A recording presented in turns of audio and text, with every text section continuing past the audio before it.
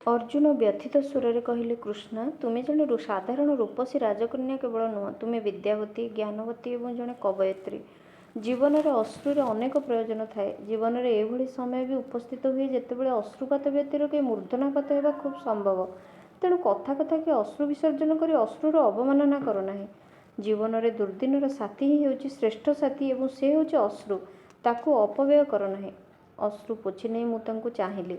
ମେଘ ଢାଙ୍କିଲେ ବି ଆକାଶର ଉଦାର ବିସ୍ତୃତି ଯେପରି ବାଧାପ୍ରାପ୍ତ ହୁଏ ନାହିଁ, ବିଷଣ୍ଣତାର ସ୍ପର୍ଶ ରହିଥିଲେ ବି ତାଙ୍କର ସୌନ୍ଦର୍ଯ୍ୟ ସେଥିରେ ତିଳେ ମାତ୍ର ଊଣା ହୁଏ ନାହିଁ।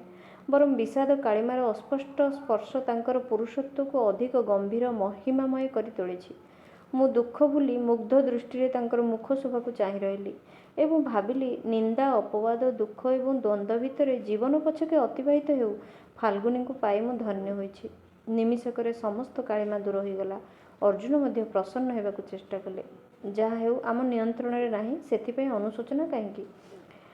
ଅର୍ଜୁନ ମୋ ପାଖରେ ବସିଲେ। ଅନ୍ତରଙ୍ଗ ବନ୍ଧୁ ଭଳି କହିଲେ, ତୁମକୁ ବିବାହ କରିବାର ଆକାଂକ୍ଷା ଜାଗିଥିଲା ଦୁଇଟି କାରଣରୁ। ପ୍ରଥମ କଥା ହେଲା, ତୁମର ନାମ କୃଷ୍ଣା।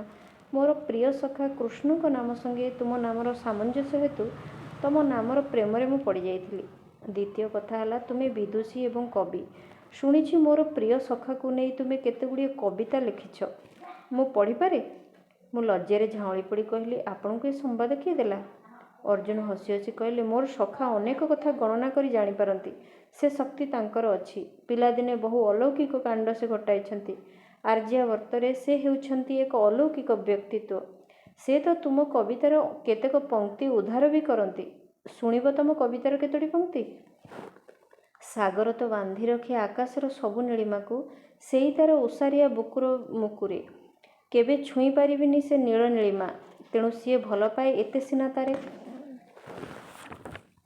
ଚନ୍ଦ୍ର ବି ଭଲ ପାଏ ଦୂରେ ଥାଇ କଇଁ ଫୁଲଟିକୁ, ରାତି ଯାକେ ଢାଳିଯାଏ ତା ବୁକୁର ଯେତେକ ମମତା। କାରଣ ସେ ପାଇବନି କେବେ ହେଲେ ତାର ବୁଝିବାର ଶକ୍ତିକାର ସେ ପ୍ରେମରେ କେତେ ପବିତ୍ରତା।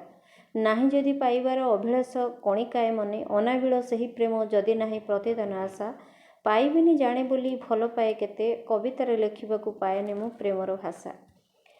ଲଜ୍ଜାରେ ମୋର ମୁଖମଣ୍ଡଳ ରଙ୍ଗୀନ ହୋଇଗଲା। ମୋର କବିତାଟି ପ୍ରକୃତରେ କୃଷ୍ଣଙ୍କୁ ଉଦ୍ଦିଷ୍ଟ ଥିଲା। ସେ କିପରି ମୋ କବିତା ପଢ଼ିଲେ? ନିଶ୍ଚୟ ଏହା ନିତମ୍ବିନୀର କାଣ୍ଡ। ମୋର କବିତା ଖାତା କେତେ ଦିନ ଧରି ତା ପାଖରେ ହିଁ ଥିଲା।